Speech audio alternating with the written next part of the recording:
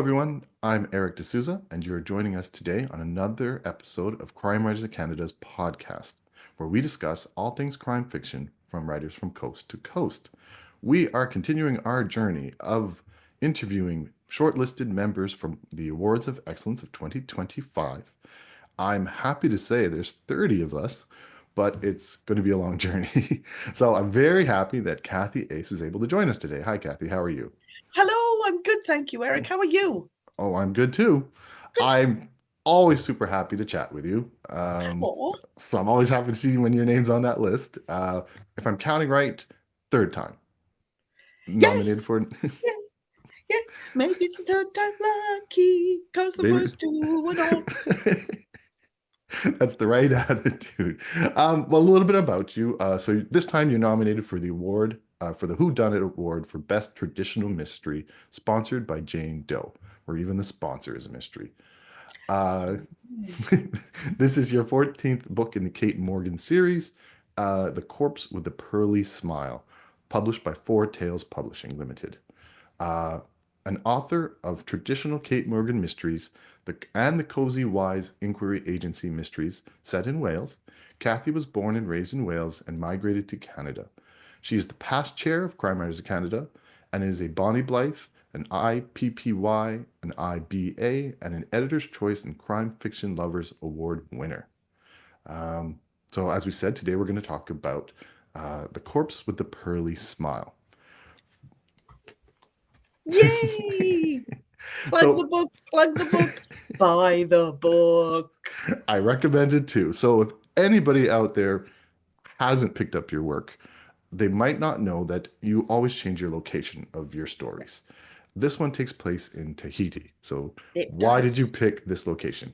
The cover is Look at it. beautiful. The cover is Look beautiful. at that. Isn't that tempting? What a great place to find a dead body, right?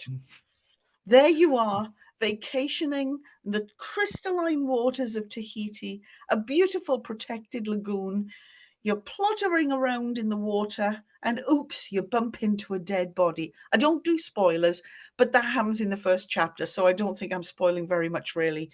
And yet, every book, Cait is in a different place. Yep. And what was the So, question? why Tahiti? Oh gosh, why Tahiti? I mean, it's beautiful. The first time I went there, I wherever I go, I can't help myself. I'm always thinking, could I set a Cait book here? If it's somewhere I want to go back to, the answer is generally yes, because then I'm researching it. The first time I went to Tahiti, I went there with the expectations that I think a lot of people have of Tahiti, that it's all like this. It's all beautiful and perfect. It's paradisical. I mean, the food is fantastic. And the things that surprised me were it's much more French than I thought. I knew it was French Polynesia. I'm not stupid, but I didn't realize that it would, in fact, be so French. The food is so French. The patisseries are perfectly French. There's a Notre Dame Cathedral. I mean, it's got a it's got a Polynesian flair, but it is very French. And when I went there, I thought I'd really like to bring Cait here. Two problems, however. Number one, it's a bit boring because it's so perfect. And number two, how am I going to get her there? You know, it's a bit of a stretch taking a character all around the world all the time.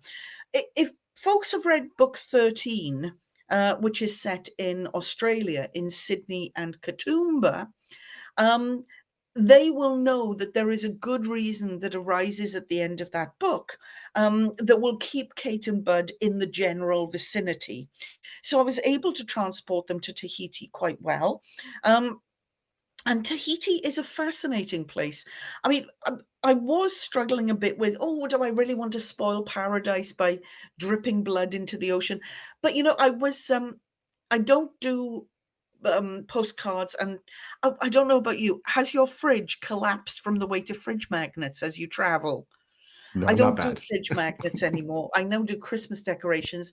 And on this occasion, I went into a fabric store to try and find some fabric to make some cushion covers. And I overheard some women talking at the checkout. Now, to be fair, I looked like a tourist because I was being a tourist, so they probably didn't know that I could understand French. But the nature of their conversation made me think, hang on a minute, I'm going to do a bit more digging into the background of Tahiti, because there's something under the surface here. And there is quite a lot under the surface that allowed me to come up with a way to weave a story together that was authentic, could really happen there, and might well be likely to happen there. But I don't like to give spoilers. And if I go into the history of Tahiti, the darkness within that history too much, then I'm kind of letting readers get ahead of where the story might want to take them. So it's not as paradisical as it looks, as no place is, of course. But it still does have fine food and wonderful architecture, quite a lot of art in its history. And Kate and Bud do manage to indulge and possibly overindulge a little while they are solving a puzzling and traditional whodunit mystery. Um, if you allow me to compliment you, you write very good traditional whodunit mysteries. Oh, thank you. I've heard you give speeches on seminars on it. Um, Very quickly, not giving a seminar, what would be sort of top three secrets or keys to writing a good whodunit? I think the first thing you have to do is okay, first thing I have to say is I'm a plotter. I don't know how pansters write whodunits. Because for me, to start a story and not know where I'm going is just not something I'm comfortable doing. I'm a complete control freak. I have to plot. So, as a plotter, the way I approach it is I always know before I even begin the plotting who is going to die, generally how they died, generally why they died, and where they died. I know the location. So I know the nature of the corpse, the reason the corpse is the corpse, and where the corpse is located. And I know how that needs to mesh together. Then for me, I'll do my background research first, which will be location research. So it'll be history, art, architecture, food, location, all of that, because so often that will throw up the granular information that allows you to maybe put a little thread of gold through here and a little thread of gold through there. Um, and then I'll come to plotting each chapter. Important for me is lots of suspects, and you then got to decide which way you're going to go. They either all could have done it or none of them could have done it. They either all wanted to do it or none of them wanted to do it. I think you need to lead the reader in a direction. You can have a twist here and there, of course, but I think you play fair in that way. I like to pepper in a few red herrings along the way. And my I love the shape of a classic whodunit, so I always work towards a classic denouement, and there must be comeuppances. There must be comeuppances for the guilty parties, and sometimes there will be subplots along the way where small comeuppances have to be dealt with, as well as the big comeuppances. And finally, don't leave any of the red herrings stinking. Do tidy them up and tidy them out of the way. So I would say, yeah, I would say plot, because I don't know how you do a whodunit without it. Lots of suspects. Make them believable characters rather than likable characters. They've got to have the potential to be a killer. Is that person really therefore going to be likable? So realistic, relatable, not necessarily likable. And take the journey with the reader and play fair with them, and then make sure justice is delivered. That is excellent. Thank you. I'm glad I'm recording it so I can listen to it again and take notes. And oh, I'm gonna steal "Don't let your red herring stink." No, If you don't hear let me, your red herring stink. if you hear me say it again, Okay, it's that's like where it I came borrowed it from. from you. From my mouth to your ears to the rest of the world. Um, you said a few things but let's start with character then. Um, Right. Making believable characters, I have to admit, I'm sort of asking this question from a few authors, is writing the younger generation. And you had a character, Cece, who's the victim's fiance, no spoiler, um, and you did an excellent job with that generation, Thank um, you. which is difficult because I'm trying to do it myself and I'm realizing the difficulty of it. For you, when you were fleshing her out, how did you do it?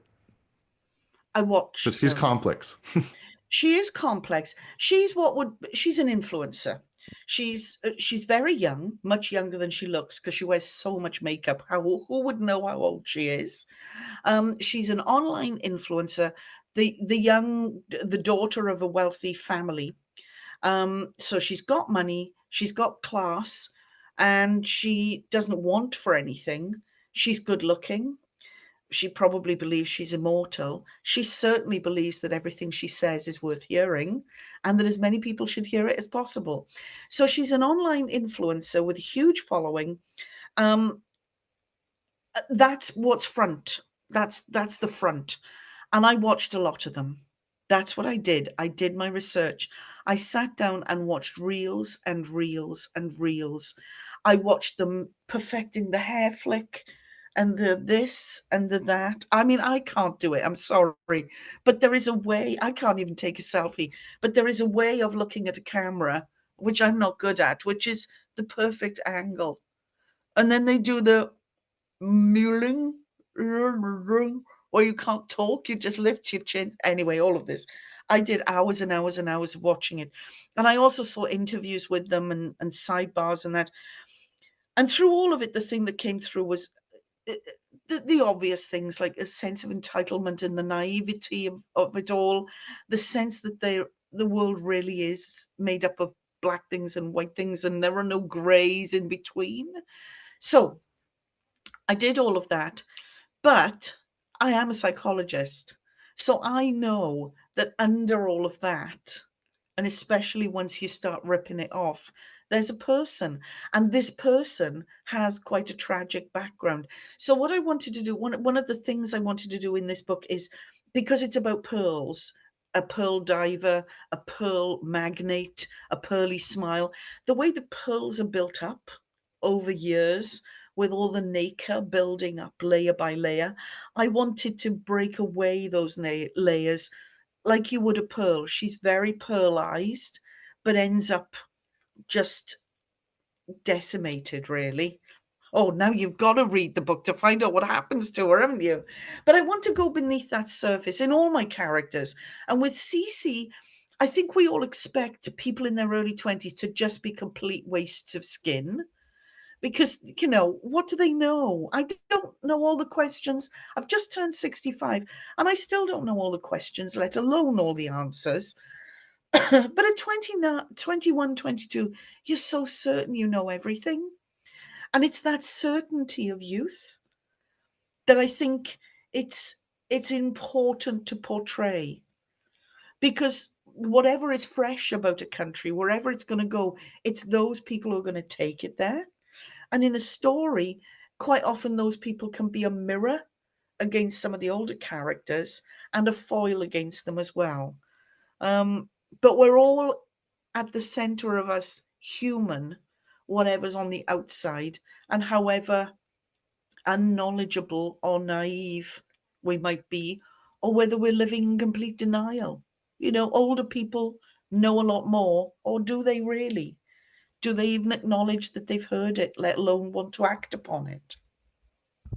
If you don't mind, I'm going to take a step back a little bit because you said you're a plotter.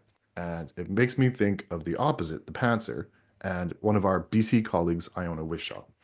And one thing you have in common with her, or yeah, kind of, is she was told once that it was a pity that she married off her main characters because that was the end of the romance. In your sake, I believe they got married in book five. They did. Yeah. So Cait and Bud have been married for 9 books now. Is the romance dead or is there still romance? Well, no, they've only been married for 3 years. So they've had a lot of adventures in a short period of time. And I mean, as with so many series, the lives of the characters go forward at a much slower pace than our real lives do. So I wanted Kate and Bud to get married quite quickly, but quite quickly was 5 books. There was never any doubt from the beginning where it was going. And I think that holding it off is just it's just not fair to readers. There was no will they, won't they about it. It was just a question, when will they? and how will they, and what will that mean for them? Because Cait's a very independent woman and Mhm. now has to mesh her life in with a very independent but damaged man. I think there's still a lot. They still call each other husband and wife, but my husband and I have been married for 21 years this month. We still call each other husband and wife. So I don't think that that's mushy, unless you all think it's mushy, in which case, bleh. Um, Being together as a well balanced couple, I think, is something that's very important in crime fiction. We don't see it often. I don't think we see it often enough. And the thing is, Cait is very much lives in her head. She's very cerebral. And she wants to, when she knows she's right, which is all the time, of course, she wants to get from A to B to the solution as quickly as possible, and could probably trample on quite a lot of people along the way. Bud, with his background in policing, is much more tethered to reality and to procedure, to understanding that situations have to be controlled and managed and you have to take certain steps. So he tethers her to reality in many ways. And I think within the relationship, they've got a very good balance. I hope they've got a very good balance. And they are within themselves very happy. They've married far too late for children, but they've got Marty, the black lab, who's plodding around with his poor old injured ear and so forth. But they're a well balanced couple, I hope. They make fun of each other. Bud certainly makes fun of Cait. She doesn't always realize he's doing it. And she doesn't really make fun of him, except gently sometimes, and he rolls his eyes at her a lot. And I don't mind that. I don't go through the manuscript and say, how many times has Bud rolled his eyes at Cait in this book? Because it's usually too many. And I think, yeah, that's about right. Yeah, that's about too many, right. Um, if somebody is listening to you now for the first time and they're like, "Ooh, Cathy Ace sounds interesting," Yeah. would you recommend them to start from the beginning, or can they pick up this book and be happy? I think they can pick up this book and be happy. What I always try to do is understand that I never know when a reader will find my work. So, whatever season of the year it might be, it will fit in with that for them. I'm delighted to say people are still finding the first book in the series. Now, The Corpse with the Silver Tongue was first published in 2012. The second edition just came out last year. And if they're finding that now, what they'll find is a book that starts a series. That's always the toughest book because you've got to work really hard to introduce the characters and keep it going so that they want to read the next one. But thereafter, what I've tried to make sure of is that within each book, I drop in enough of a background about Cait and Bud, where their relationship is, maybe how it began, what their backgrounds are, so that they build as people. So you're not left thinking, well, why did they do that? Or what relevance is that? I try to make sure within each book that happens. So people shouldn't be at sea, and then within each book, of course, each story ends.